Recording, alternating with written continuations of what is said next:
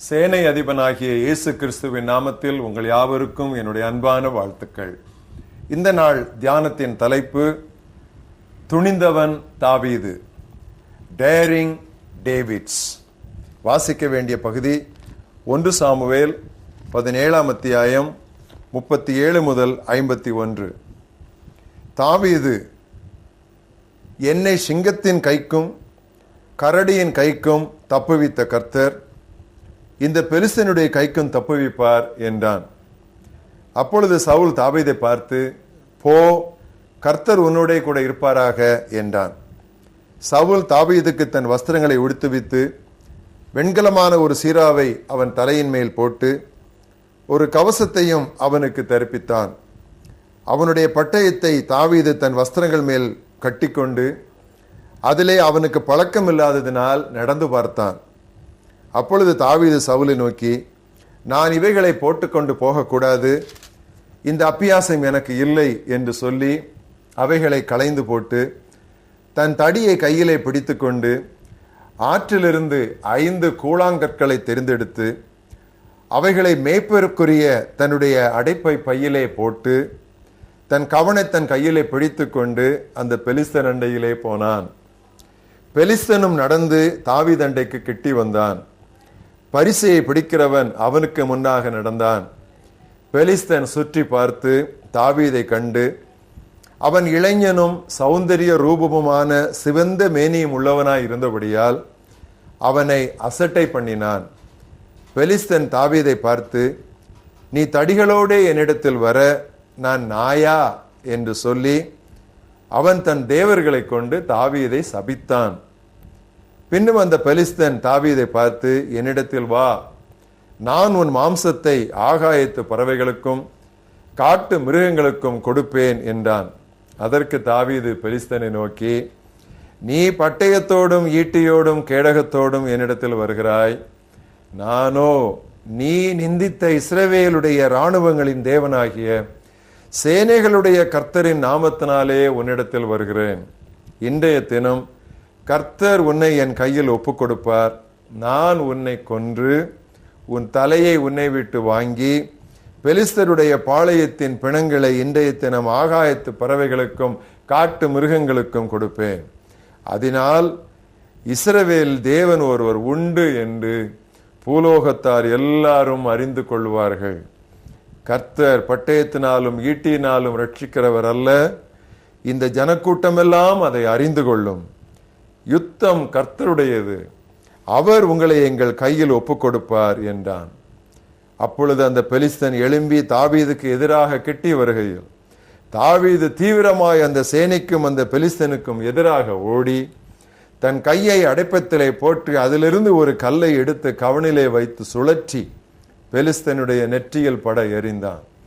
அந்த கல் அவன் நெற்றியில் பதிந்து போனதால் அவன் தரையிலே முகங்குப்புற விழுந்தான். இவ்விதமாக தாவீது ஒரு கவனினாலும் ஒரு கல்லினாலும் பெலிஸ்தனை மேற்கொண்டு அவனை மடங்கடித்து அவனை கொன்று போட்டான். தாவீதின் கையில் பட்டயம் இல்லாதிருந்தது. இன்றைய மனப்பாட வசனம் 1 யோவான் 4:4. உங்களில் இருப்பவர் உலகில் இருப்பவனை விட பெரியவர். He who is in you is greater than he who is in the world. கோலியாத்தின் முன் தாவீது, ராட்சதன் முன் இளம் கன்று, போர் வீரன் முன் ஆட்டிடையன், வல்லவன் முன் விவரமறியா வாலிபன். சவுல் கொடுத்த போருடைகளுடன் தாவீதுக்கு நடக்க கூட முடியவில்லை. தாவீதின் அண்ணன் அவனிடம் கோபம் கொண்டான். அரசன் அவனை குறைவாய் கணித்தான். அரக்கன் அவனை சபித்தான். ஆனால் தாவீதின் பலமும் நம்பிக்கையுமோ பட்டயத்தின் மீதும் ஈட்டியின் மீதும் அல்ல, கடவுள் மீது இருந்தன.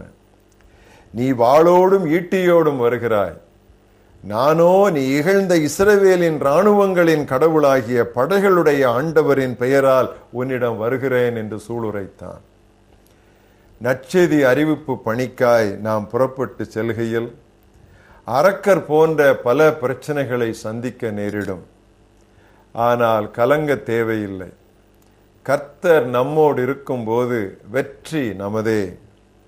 நாட்டில் உருவாகும் குழப்பங்கள், எதிர்ப்புகள், பிரச்சனைகள் இவை எதுவும் நம்மை அசைக்கக்கூடாது.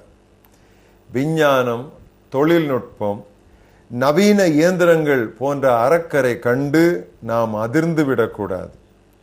சிறுபான்மையினருக்கு எதிரான தாக்குதல்கள், ஆக்கிரமிப்புகள், சட்டங்கள் போன்ற கோலியாத்துகளை கண்டு நாம் பயப்பட தேவையில்லை. நாம் துணிந்து இறங்க வேண்டும். தாழ்வு மனப்பான்மைக்கு இடமளிக்க கூடாது. Don't give place to inferiority complex. நாம் சிறுபான்மையோராயினும் முக்கியமான சிறுபான்மையினராம். Even though we are a minority, remember, we are a significant minority. சிறுமந்தைக்குத்தானே விண்ணக தந்தை இறையரசை கொடுக்க போகிறார்.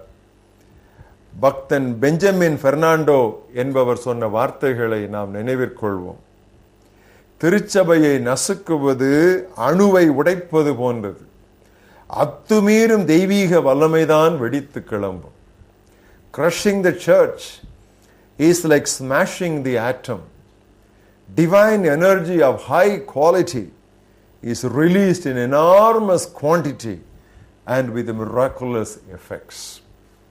தாவீது பேசியது சவுலுக்கும் அவன் படையினருக்கும் அந்நிய பாஷை போல இருந்தது. உண்மைதான். அவன் அதை வனாந்திரத்தில் கற்றுக்கொண்டான், தனிமையில் தேவனுடன். தடியையும் கவனையும் எப்படி பயன்படுத்துவதென கடவுளே அவனுக்கு கற்றுக் கொடுத்திருந்தார். 5 கூழாங்கற்கள் இருந்தன, ஆனால் ஒன்றுதான் தேவைப்பட்டது. மீதி 4 நாளைய கோலியாத்துக்களுக்கோ? இயேசுவின் 5 காயங்களிலிருந்து பீரிட்ட இரத்தம் 5 கண்டங்களுக்கும் போதாதா? பயம் வேண்டாம்.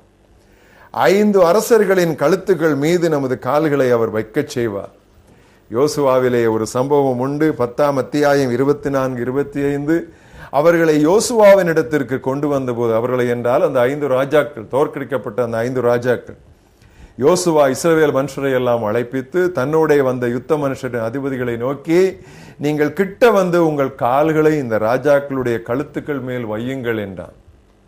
அவர்கள் கிட்ட வந்து தங்கள் கால்களை அவர்கள் கழுத்துக்கள் மேல் வைத்தார்கள். அப்பொழுது யோசுவா அவர்களை நோக்கி, நம்ம எல்லாருக்கும் தேவையான ஒரு செய்தி அது, நீங்கள் பயப்படாமலும் கலங்காமலும் பலத்து திடமனதாயிருங்கள். நீங்கள் யுத்தம் பண்ணும் உங்கள் சத்துருக்கெல்லாம் கர்த்தர் இப்படியே செய்வார் என்றான். பயம் என்பது நற்செய்தி பணியில் நம்மை முடமாக்கும். Fear will paralyze us in evangelistic work. நற்செய்தி அறிவிக்க எங்கும் செல்லுங்கள் என்று ஆணையிட்டவர் என்னும் உங்களுடன் இருப்பேன் என்று தேவையில்லாமலா சொன்னார்? நானும் என் தேவனுமே உலகில் தோல்வி காணாத அணி என்று கூவிக்கொண்டே முன் செல்வோம்.